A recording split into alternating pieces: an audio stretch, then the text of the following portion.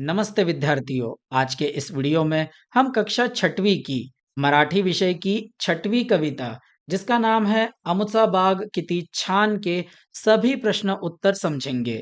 इस वीडियो की सहायता से आप अपना स्वाध्याय आसानी से पूरा कर सकते हैं। तो चलिए शुरू करते हैं। पहिला प्रश्न आहे, खाली दिलेल्या प्रश्नांचे उत्तर त्या खाली दिलेल्या पर्यायातून निवडा. योग्य उत्तरासमोर अशी खून करा. प्रश्न है, कविता वाचत असताना तुमच्या मनात कोणते भाव निर्माण झाले? अर्थात जब आपने यह कविता पढ़ी तब आपके मन में कौन से भाव निर्माण हुए? क्या आपको दुख या निराशा हुई, आनंद या प्रसन्नता हुई, भय या चिंता या क्रोध या संताप का निर्माण हुआ? क्या बगीचे में सुंदर फूल देखकर कोई दुखी या निराश होता है? नहीं। क्या फूलों और पक्षियों को देखकर डर या चिंता लगती है? बिल्कुल नहीं। क्या सुंदर हवा और महक से गुस्सा आता है? नहीं। तो बचा क्या? आनंद अर्थात मन का खुश होना और प्रसन्नता अर्थात मन की खुशी। इसीलिए सही उत्तर होगा आनंद आणि प्रसन्नता। दूसरा प्रश्न है, दिशा दिशांना दरवळतो सुगंध वाऱ्यासंगे ही ओळ बागेतील कोणते दृश्य दर्शवते? पहिला पर्याय, बागेतील सुगंधित फुलांचा सुगंध वाऱ्यासोबत दूरवर पसरतो. दुसरा पर्याय, बागेतील सुगंधित फुलांच्या सुवासामुळे ऊर भरून येतो. तिसरा पर्याय, बागेतील सुगंधित फुलांमुळे बाग छान दिसते. आणि चौथा पर्याय, बागेतील सुगंधित फुलांमुळे आपले भान हरपून जाते. दिशा दिशांना अर्थात सारी दिशाओं में, दरवळतो दरवळतो अर्थात फैलता है, चारों दिशाओं में फैलता है यानी सभी जगह फैलता है। क्या फैलता है? सुगंध। किसके साथ? हवा के साथ। चारों दिशाओं में सुगंध हवा के साथ फैलता है। इसका सही उत्तर कौन सा होगा? बागेतील सुगंधित फुलांचा सुगंध वाऱ्यासोबत दूरवर पसरतो अर्थात फूलों की महक हवा के साथ दूर दूर तक फैलती है। इसीलिए इस प्रश्न का सही उत्तर अ है। तीसरा प्रश्न है, उंच नारळीलाही इथल्या गवताचा अभिमान. या ओळीचा अर्थ काय आहे? यहाँ पर जो पंक्ति दी हुई है, इस पंक्ति का यहाँ पर अर्थ दिया हुआ है, हमें सही अर्थ पहचान कर लिखना है।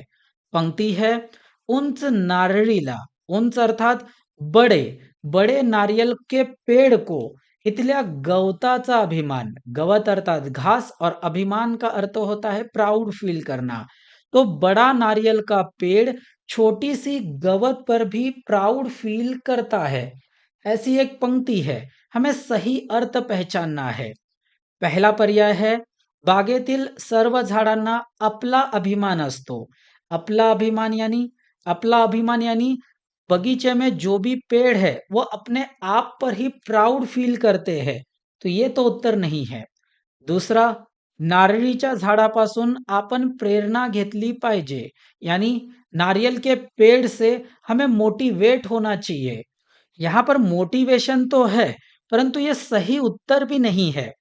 तिसरा पर्याय, नारळाचे झाड उंच असूनही त्याला छोट्याशा गवताचा अभिमान आहे. अर्थात नारियल का पेड़ बड़ा होने के बावजूद भी वह छोटे से घास पर प्राउड फील करता है. इसीलिए उंच नारळीलाही इथल्या गवताचा अभिमान. इसका सही उत्तर होगा नारळीचे झाड उंच असूनही त्याला छोट्याशा गवताचा अभिमान आहे. दूसरा प्रश्न है, कोणते लिहा. फुलाभोवती भिरभिरणारे अर्थात फूलों के इर्द गिर्द मंडराने वाले. हमने कविता पढ़ी है, हमें पता है कि फूलों के इर्द गिर्द कौन मंडरा रहा था. कौन मंडरा रहा था? मंडरा रहे थे भूंगे. छायेचे वरदान देनारा. कविता में कौन है जिसने छाव का वरदान दिया है? कौन है? पिंपळ. सुगंध पसरवनारा अर्थात महक फैलाने वाला. फूल थे वह महक देने वाले थे परंतु उन महक को फैलाने वाला कौन था? वारा.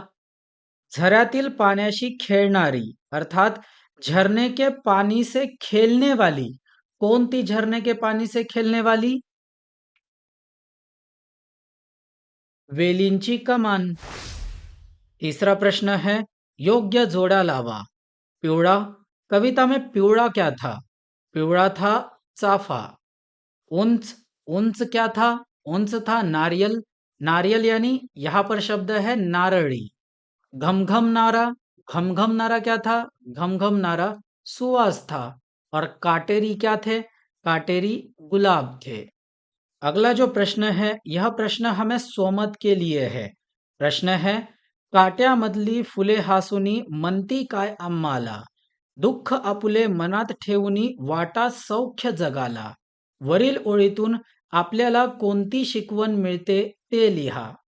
उत्तर हम कुछ इस तरह से लिख सकते हैं। या ओळीमधून आपल्याला ही शिकवण मिळते की आपल्या आयुष्यात कितीही संकटे किंवा दुःख आले तरी आपण आपले दुःख मनात ठेवून नेहमी हसतमुख राहिले पाहिजे आणि इतरांना सुख व आनंद वाटला पाहिजे। अगला प्रश्न है संवाद लेखन के लिए। संवाद लेखन अर्थात डायलॉग्स, बातचीत। हम रोज माता पिता से बात करते हैं, मित्रों से बात करते हैं, अपने परिजनों से बात करते हैं, परंतु यह जो बात है वह बात थोड़ी सी अनोखी है। क्यों अनोखी है? क्योंकि यह जो बात हो रही है वह रुपेश और गुलाब के फूल के बीच बात हो रही है। अब मान कर चलो कि तुम रुपेश हो, तब तुम गुलाब के फूल से क्या बातें करोगे? वैसे यहाँ पर बात की शुरुआत करके दी गई है, हमें इस बात को खत्म करना है। क्या बात शुरू हुई है? रुपेश का कहना है किती सुंदर रंग आहे तुझा। अब इस पर गुलाब का फूल का कहना है खरंच आवडलं का तुला? अब मान कर चलो कि तुम रुपेश हो, तुम गुलाब के फूल से बात कर रहे हो, तुम आगे क्या बात करोगे? यहाँ पर जो दिया गया है वह उदाहरण उत्तर है। इस उत्तर को पढ़ना और आप अपने उत्तर अपने शब्दों में लिखने का प्रयास करना। रुपेश म्हणाला, किती सुंदर रंग आहे तुझा. गुलाब म्हणाला, खरंच तुला माझा रंग आवडला का? रुपेश म्हणाला, हो, मला तुझा लाल रंग आणि तुझा सुगंध खूप आवडतो. गुलाब म्हणाला, धन्यवाद. पण माझ्या भोवती काटे आहेत. तरीही तुला मी आवडतो का? रुपेश म्हणाला, हो, काट्यांमुळे तुझे सौंदर्य अजिबात कमी होत नाही. गुलाब म्हणाला, तू मला तोडणार तर नाहीस ना? रुपेश म्हणाला, नाही, मी तुला तोडणार नाही. तुझ्यामुळे बागेची शोभा वाढते. गुलाब म्हणाला, अरे वा, तू तर खूप चांगला मुलगा आहेस. रुपेश म्हणाला, मला तुझ्याकडून नेहमी हसत राहण्याची शिकवण मिळते. गुलाब म्हणाला, छान, माझ्याबद्दल असे सुंदर विचार ऐकून मला आनंद झाला. रुपेश म्हणाला, तुझी नेहमी काळजी घेतली पाहिजे, कारण तू निसर्गाची सुंदर देणगी आहेस. गुलाब म्हणाला, तुझ्याशी बोलून मला खूप आनंद झाला. निसर्गावर असेच प्रेम करत रहा. पुन्हा भेटू. इस प्रश्न में यहाँ शब्द दिया गया है बाग और कहा है तुम्हाला सुचणारे शब्द रिकाम्या चौकटीमध्ये लिहून चौकट पूर्ण करा। अर्थात जब आप बगीचा यह शब्द सुनते हो तब आपको प्रसन्नता होती है। वैसे ही बगीचा शब्द सुनने पर आपको और कौन से शब्द उस बगीचे से जुड़े हुए याद आते हैं? उत्तर में हम लिख सकते हैं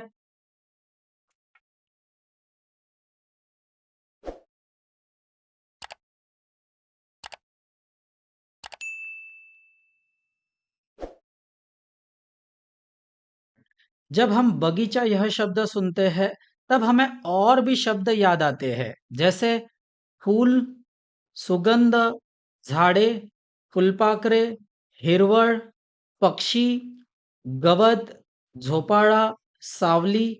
इन दिए गए शब्दों के अलावा और कई शब्द होंगे जब आप बगीचा यह शब्द सुनते हो तब आपको याद आते होंगे।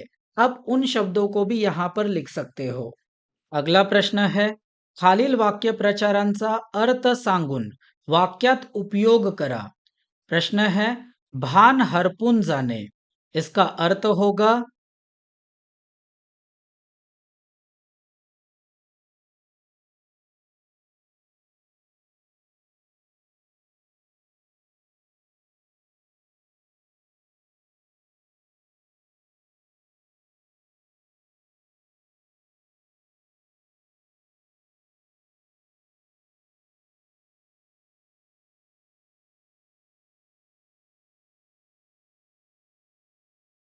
जब परीक्षा में आपको वाक्य प्रचार पर सवाल पूछे जाते हैं, तब आपको एक चीज याद रखनी है। क्या याद रखोगे? आपको एक वाक्य प्रचार दिया जाएगा, उसका अर्थ लिखने के लिए कहा जाएगा, और जब आपको वाक्य में उपयोग करने के लिए कहा गया है, तो यही वाक्य प्रचार आपके वाक्य में भी आना चाहिए। बच्चे करते क्या है? जो अर्थ लिखते हैं, उसी अर्थ को अपने वाक्य में लेकर आते हैं, जो कि गलत है। दूसरी चीज क्या याद रखोगे? जिस वाक्य प्रचार से आपको वाक्य बनाने के लिए कहा गया था, आपके वाक्य में वह वाक्य प्रचार कहाँ है, उसे डबल अंडरलाइन भी करोगे। अगला प्रश्न, आंतरजालाच्या साहाय्याने राज्यफूल तामन याविषयी अधिक माहिती मिळवा। अर्थात इंटरनेट की मदद से आपको तामन इस फूल के विषय में अधिक जानकारी जुटाने के लिए कहा गया है। इस प्रश्न पर आपको प्रोजेक्ट बनाने के लिए भी बोला जा सकता है। करना क्या होगा? आपको तामन इस फूल का एक फोटो चिपकाना होगा, और उससे जुड़ी हुई जो भी जानकारी आपको इंटरनेट पर मिलती है, उस जानकारी को आपको लिखना होगा। यहाँ पर कुछ जानकारी दी गई है, जिसका उपयोग आप आपके प्रोजेक्ट में कर सकते हो। अगर इस वीडियो से आपको ज़रा भी सहायता पहुंची होगी, तो इसे लाइक करना। इसे अपने दोस्तों के साथ शेयर भी ज़रूर करना, ताकि उनका भी गृह कार्य पूरा हो सके। यहाँ तक वीडियो देखने के लिए धन्यवाद।